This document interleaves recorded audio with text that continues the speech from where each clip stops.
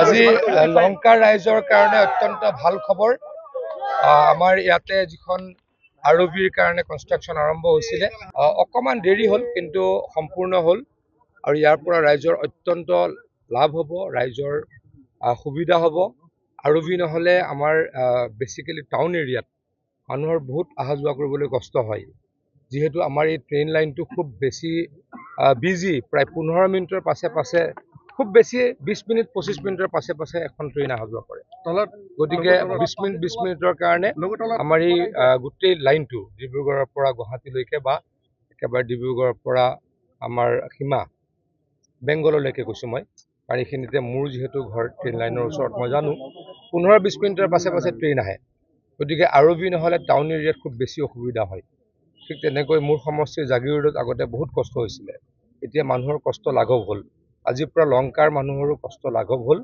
মই মুখ্যমন্ত্ৰী ডাঙৰীয়াৰ হৈ এই ক্ষেত্ৰখন ৰাইজৰ কাৰণে উৎসৰ্গা কৰিবলৈ পাই অত্যন্ত সুখী হৈছোঁ। সম্পূৰ্ণ হৈ উঠা নাই এতিয়া, কি ক'ব?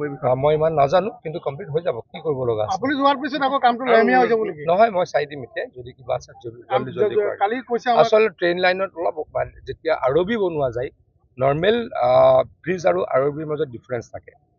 মই যিহেতু জাগিৰোডৰ আৰবিখন বনোৱাৰ লগত জড়িত আছিলোঁ, অলপ বেছি টাইম লাগে।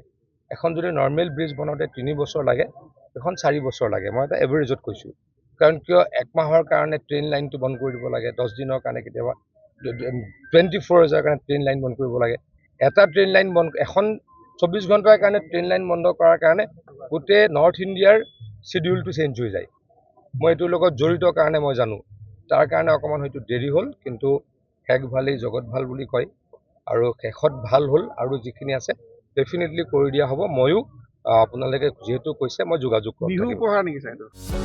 যিকোনো খবৰৰ বাবে যোগাযোগ কৰক আমাৰ এই নম্বৰত 9181 307 221।